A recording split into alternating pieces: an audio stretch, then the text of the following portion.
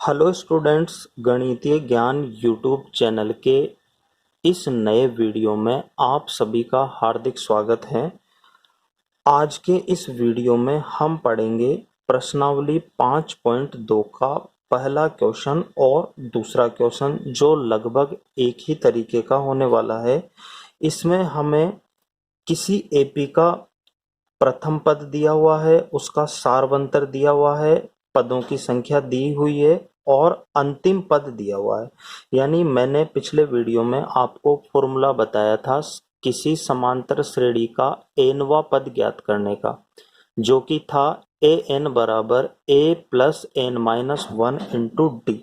मैंने आपको वहां पर बताया था कि ए डी एन और ए एन, इनमें से आपको कोई 3 चर राशियों का मान मिलने वाला है और एक राशि का मान आपसे पूछा जाएगा। तो हमारा पहला क्वेश्चन उसी पर आधारित है।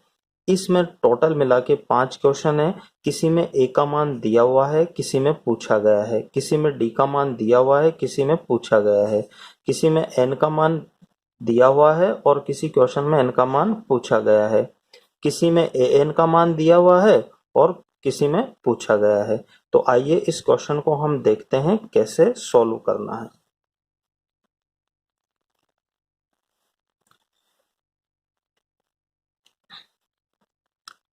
क्वेश्चन नंबर 1, इसका एक तो हम पहला ही क्वेश्चन कर लेते हैं।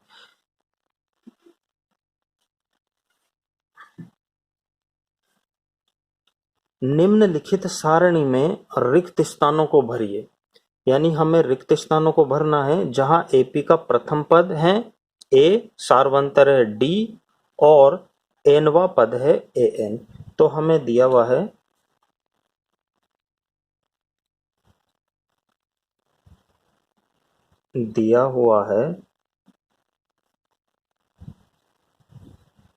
क्या दिया हुआ है, देखो प्रथम पद दिया हुआ है। पहले प्रश्न में हमको प्रथम पद, जिसको हम स्मॉल ए से लिखेंगे, उसका मान हमें दिया हुआ है 7। ठीक है। उसके बाद सार्व अंतर, उसको हम लिखते हैं डी से, स्मॉल डी से, जो कि हमारे पास दिया हुआ है 3। पदों की संख्या को लिखते हैं हम स्मॉल एन से, जो कि दी हुई है हमारे पास 8। अंतिम पद को लिखते हैं हम ए और इस ए के हल्का सा नीचे एन। ये हमें इस प्रश्न में ज्ञात करना है। चौकी, इसको चौकी पढ़ते हैं, चूंकि मैं यहाँ पे लिख देता हूं, इसको चूंकि पढ़ेंगे। चूंकि ए एन बराबर होता है A plus N minus 1 into D. ये जो फॉर्मूला है किसी भी समांतर श्रेणी का एनवा पद ज्ञात करने का फॉर्मूला है। और पिछले वीडियो में मैंने ये फॉर्मूला कैसे बनता है वो पूरा प्रोसेस आपको बताया हुआ है। जिन्होंने वो नहीं देखा है वो पीछे वीडियो में जाकर पहले उसको समझ ले, ताकि इसके आधारित क्वेश्चन आपको इजी गोइंग हो सके। अब देखिए, ए एन तो हमारे पास चाह रहा है, ये ए एन पूछ रहा है तो ए एन लिख देंगे। ए का मान हमारे पास है 7, तो 7 लिख दिया, प्लस एन का मान है हमारे पास 8, तो 8 लिख दिया, माइनस 1 इंटू डी का मान है हमारे पास 3। यानी 7 प्लस यहां कितना बच गया, 8 माइनस 1, यानी 7 गुणा 3। अब इस स्टेप पर आप अच्छी तरह से ध्यान दीजिए, अधिकतर स्टूडेंट यहीं पर गलती करते हैं। और गलती क्या करते हैं, देखो, वो पहले इस 7 में इस 7 को जोड़कर और फिर गुणा कर देते हैं। ऐसा नहीं करना है। आपको हमेशा यह ध्यान रखना है कि प्लस और गुणा का चिन्ह होता है, उसमें सबसे पहले गुणा हल होता है। क्या हल होता है? गुणा हल होता है। तो यहाँ हम सबसे पहले गुणा करेंगे और फिर जोड़ेंगे, यानी 7 को ऐसे ही लिख देंगे प्लस इसको गुणा करेंगे तो 7 तिया 21। अब जोड़ देंगे तो 21 और 7 कितना हो जाएगा 28, यानी इस श्रेणी का an कितना आ गया 28, यानी अंतिम पद इस श्रेणी का कितना हो गया 28। अब यदि आप यहां ऐसे कर देते कि इस 7 को पहले इस 7 में जोड़ देते तो 7 और 7 कितने हो जाते 14, और 14 तिये 42, तो इसका आंसर 42 आ जाता, जो कि गलत आंसर होता। तो आपको हमेशा ये ध्यान रखना है कि अगर प्लस चिन्ह है और गुणा का चिन्ह है तो सबसे पहले हम गुणा वाली दोनों संख्याओं को गुणा करेंगे, फिर प्लस में ऐड करेंगे, ये विशेष ध्यान रखना है। अब हम इसका एक और क्वेश्चन देख लेते हैं। देखो इसमें क्या हुआ है, इसमें ए दिया हुआ है आपको, डी पूछा गया है, एन दिया हुआ है और ए एन दिया हुआ है।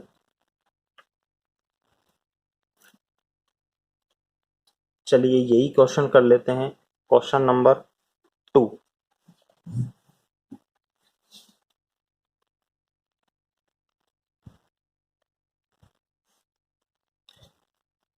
पहले का सेकंड, यानी हमें दिया हुआ है, इसमें प्रथम पद दे रखा है। प्रथम पद कितना दे रखा है, स्मॉल ए से लिखेंगे माइनस के 18, ठीक है। सार्व अंतर डी इसमें पूछा गया है, यानी नहीं दे रखा है। सार्व अंतर स्मॉल डी से इंडिकेट करते हैं, वो इसमें पूछा गया है तो हम प्रश्नवाचक चिन्ह लगा देंगे। उसके बाद आपको पदों की संख्या स्मॉल एन से लिखते हैं, वो इस प्रश्न में दी हुई है 10, और अंतिम पद को हम लिखते हैं ए एन से, इसको व्यापक पद भी बोल देते हैं, वो हमारे पास दिया हुआ है 0। अब क्या करेंगे, चूंकि हम फॉर्मूला जानते हैं ए एन बराबर होता है A plus N minus 1 into D. अब आपको कुछ नहीं करना, सिंपल सा इस फॉर्मूला में जो कुछ भी आपको दिया हुआ है उसका मान, उसकी वैल्यू पुट कर देनी है। अब देखिए ए एन का मान आपके पास है, ये रहा ए एन बराबर 0, तो 0 रख दिया, बराबर ए का मान आपके पास है माइनस के 18, माइनस 18 रख दिया, प्लस एन का मान आपके पास है 10, उठा के 10 रख दिया, माइनस 1 इंटू डी। अब डी आपसे पूछा गया है, तो अब आप डी की वैल्यू आपके पास नहीं है तो डी को आप डी ही रहने दीजिए। अब क्या करेंगे, देखिए 0 बराबर माइनस 18 प्लस, अब ये 10 में सबसे पहले ब्रैकेट हल करेंगे तो 10 में से 1 गया तो 9 इंटू डी।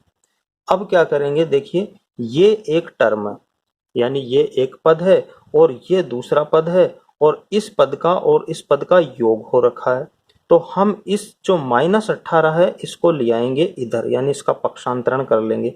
पक्षांतरण करेंगे तो ये जो माइनस का है वो इधर आने पर किसका हो जाएगा, प्लस का। तो यानी ये इधर आया, 0 में 18 ऐड हुआ तो 18 हो गया, उधर क्या बचा 9 इंटू डी, 9 इंटू डी। अब क्या करेंगे, देखो ये माइनस का था इसलिए इधर आके प्लस का हुआ, लेकिन यहाँ जो 9 है वो डी के साथ गुणा में है, तो वो जो आएगा वो प्लस माइनस में नहीं आके 18 के नीचे आ जाएगा, तो 9 18 के नीचे आ गया, बराबर इधर क्या बच गया, इधर बच गया डी। अब देखिए इससे इसको काट दो, कितनी बार, 2 बार, तो यानी हमारा डी का मान कितना हो गया 2, यानी जो सार्व अंतर ज्ञात करना था एपी का वो कितना हो गया 2, तो 2 हमारा क्या हो गया, आंसर हो गया। आइए और आगे देखते हैं। इसके बाद हम देखते हैं क्वेश्चन नंबर 3 में। क्वेश्चन नंबर 3 में आपको ए नहीं दिया हुआ, डी दिया हुआ है, एन दिया हुआ है और ए एन दिया हुआ है, तो सिंपल सा है, इसमें ए एन का मान रख दीजिए, एन का रख दीजिए, डी का रख दीजिए और ए की वैल्यू अपने आप निकल के आ जाएगी। इसमें भी वही है, ए का दिया हुआ है, डी का दिया हुआ है, एन का नहीं दे रखा और ए एन का दे रखा है, तो इसी फॉर्मूले से आप एन का निकाल लेंगे। अगला क्वेश्चन है, ए का दिया हुआ है, डी का दिया हुआ है। अब यहाँ देखिए डी का मान 0 है, यानी सार्व अंतर जो है वो डी है। तो जो हमारा n-1 होगा, n-1 इंटू डी, तो वहां डी की वैल्यू 0 रखने से n-1 की वैल्यू यानी n-1 कितना हो जाएगा, 105 माइनस 1 यानी 104 इंटू 0, तो वो टर्म पूरी 0 हो जाएगी। तो ऐसे हम ए एन का मान भी निकाल लेंगे। आप चाहें तो इसमें से एक क्वेश्चन और मैं बता देता हूं।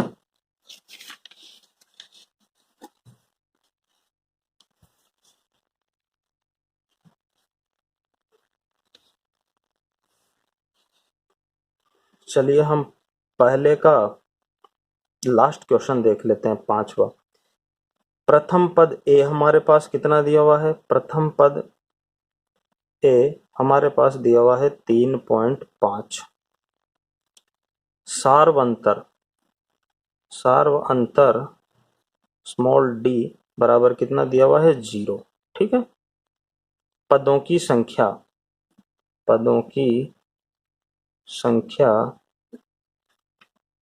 n बराबर कितनी है, 105। क्या पूछ रहा है, अंतिम पद ए एन, अंतिम पद ए एन पूछ रहा है। अब देखिए ये जो हमने क्वेश्चन किया हुआ है पहले का पहला, उसमें भी अंतिम पद ही पूछा हुआ था, अंतिम पद इसी फॉर्मूले से कर लिया था। अब वही फॉर्मूला लगा देंगे, चूंकि ए एन बराबर हो जाएगा ए प्लस का n-1 into D. A N पूछ रहा है तो ए एन को ए एन ही रहने दीजिए, ए का मान कितना हो जाएगा, 3.5 रख दीजिए, प्लस n-1, एन का मान है आपके पास 105 माइनस 1 इंटू डी का मान कितना है, 0। 3.5 प्लस ये कितना हो जाएगा, 105 माइनस 1, 104 इंटू 0।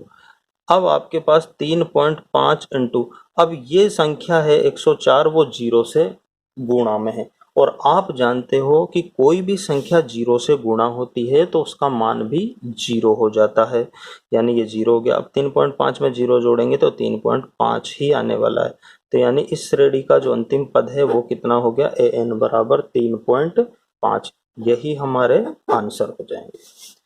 अब आइए क्वेश्चन नंबर 2 पर।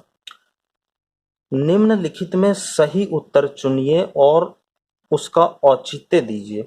अब देखो पहला प्रश्न दिया हुआ है एपी, एपी इसने लिख दिया, इसका मतलब ये श्रेणी क्या है, समांतर श्रेणी है। तो एपी 10, 7, 4 डॉट डॉट का 30वां पद है। अभी सिंपल सा क्वेश्चन है, आपको थोड़ा सा इसमें दिमाग लगाना है, कैसे करना है। देखो प्रथम पद आपके पास है, प्रथम पद ए कितना हो जाएगा, 10। श्रेणी का प्रथम पद होता है तो ये हो जाएगा 10। उसके बाद आपको डी चाहिए, क्योंकि इस फॉर्मूले में ए, डी, एन और ए एन ये चारों हमारे पास अवेलेबल होने चाहिए। इनमें से 3 आपको मिलेंगे और चौथे का मान पूछेगा, यही करेगा, इससे ज्यादा कुछ होने वाला नहीं है। तो प्रथम पद मिल गया।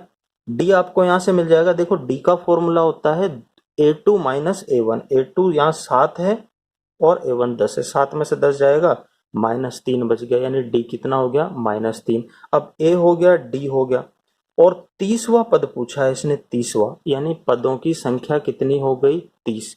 ए हो गया, डी हो गया, एन हो गया।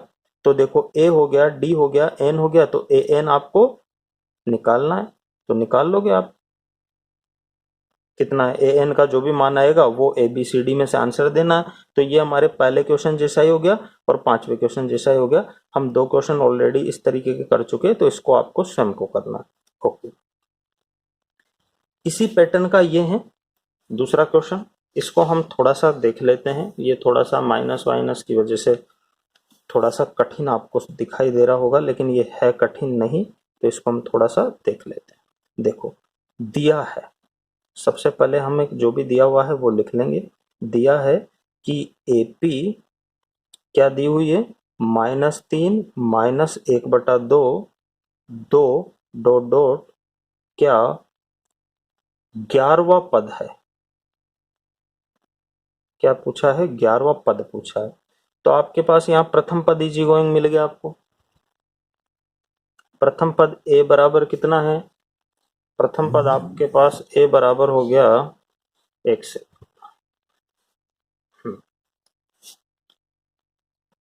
प्रथम पद a बराबर कितना हो गया? -3। यहां से हम निकाल लेंगे सारवंतर।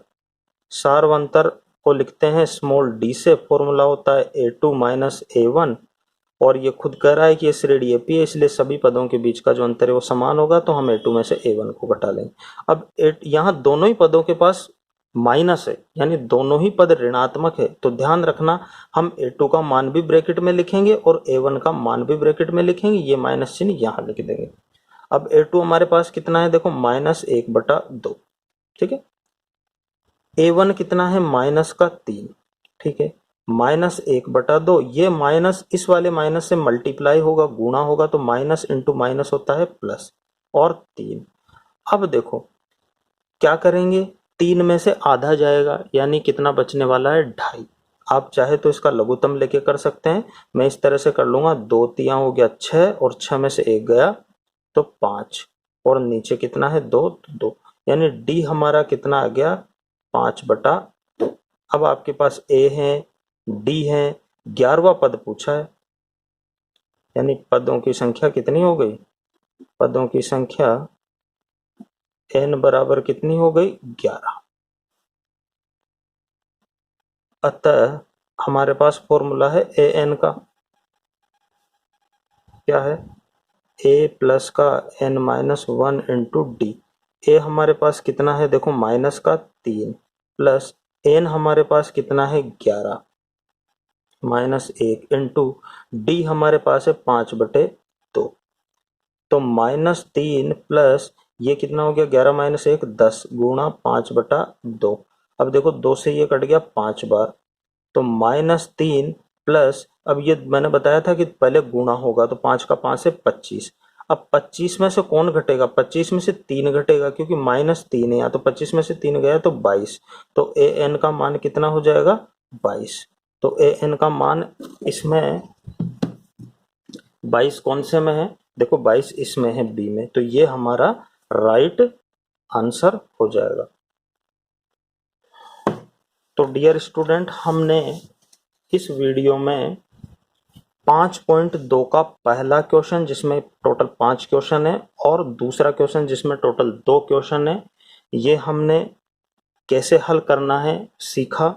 आप लोग अच्छे से प्रैक्टिस कीजिए। जहां आपको समझ में नहीं आए, वीडियो को आप थोड़ा पीछे लीजिए, फिर समझने की कोशिश कीजिए, और साथ ही अपनी नोटबुक और गणित की किताब खोल के रखिए, ताकि आप साथ के साथ ही वीडियो को पॉज करते हुए आराम से इन क्वेश्चंस को कीजिए।